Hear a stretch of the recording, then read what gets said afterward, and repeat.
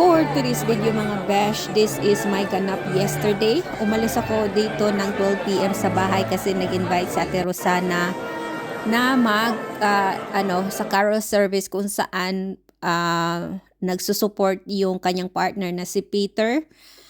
And super ganda niya mga besh. First time kong pumunta sa church na yun. Ang kagandahan dito kapag December, no, kasi ang daming carol service sa Anglican Church. So mag fast forward tayo dahil yung video ko ay napaka-short lang talaga mga besh. Dumaan kami dito sa The Net Hotel. Napakaganda.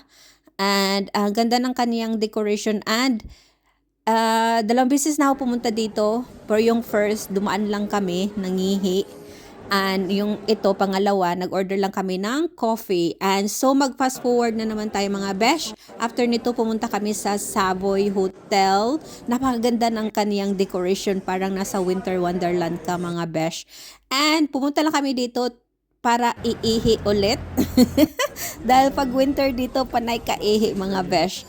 So mag-fast forward na naman ulit tayo. Nandito na kami sa aming third destination sa Liberty Shop kung saan napaka-expensive ng mga bilihin dito like clothing shop or fabric.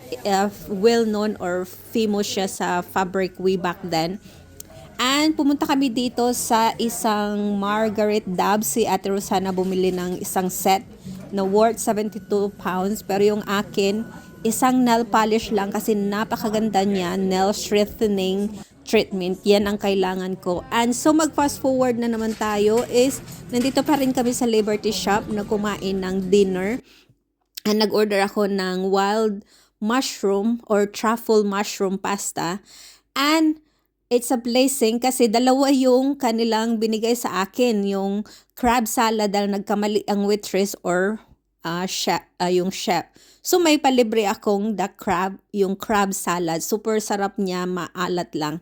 And so mag fast forward na naman ulit tayo. Nandito kami sa last destination. That's it. Bye!